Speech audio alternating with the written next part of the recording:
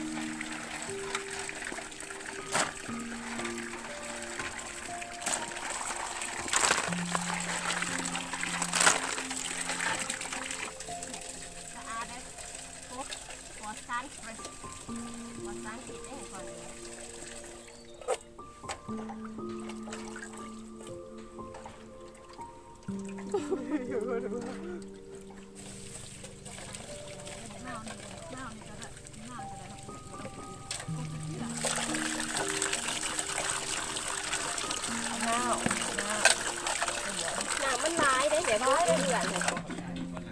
มันสองแหวนบอกว่าหนึ่งบอกสูงได้ฮะมันหลังดูสิก็ได้อยู่เองอยู่หน้าเบิ้งกูขายเปลี่ยน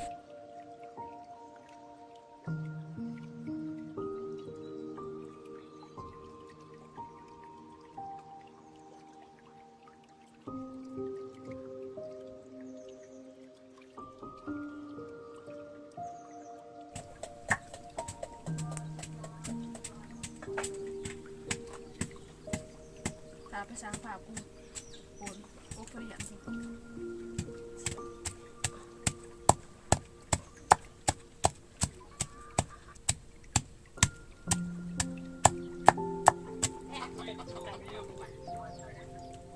ฮะ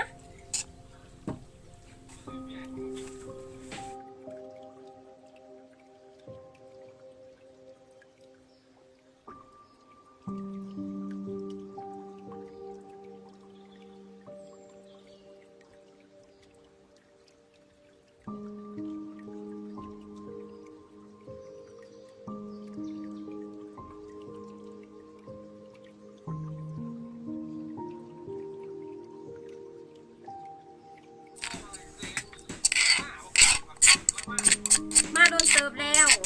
แกงหน่อไม้นี่นะบ่อยากบ่เอาหน่อไม้ตอกมานี่เอาหน่อไม้นตอกมา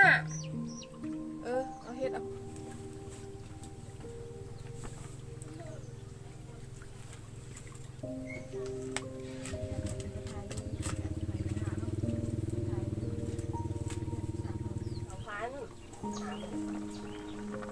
อีกการเป้าบุกมิดซาไปเขาไปเรียนสี่เขาจะขอไม่ผ่าที่ไม่ใช่หมดนะเขาประเด็น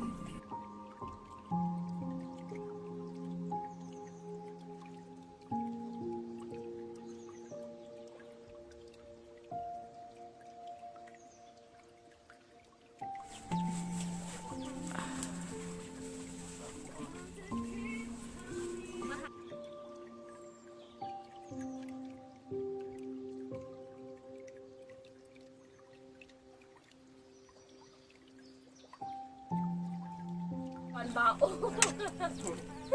ไม่กูใส่เลยเว้ยเรื่องมองไหวแหละกระดูกกูครึ่งหนึ่ง ว่าสิ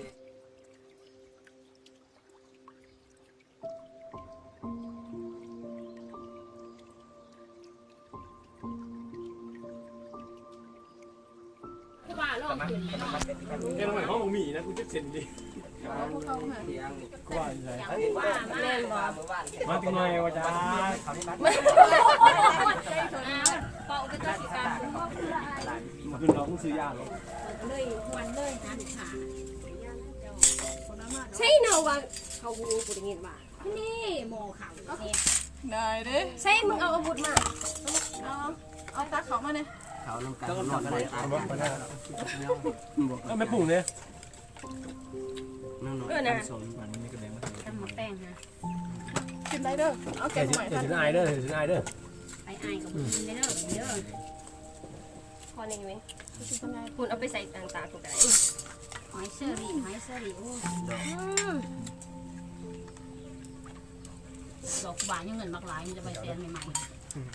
เห็นบอลตัวกูโพสในกล่องหัวมันเด็ดถวายแน่ซื้อน้ำ ๆขายได้ไหนกูว่าโลซาวหา กูว่าสิคุยกันบ่ ถวายแน่ซื้อน้ ตั้งใจมาดินส่วนหรือว่ากูว่ากัน ำบากระโบเว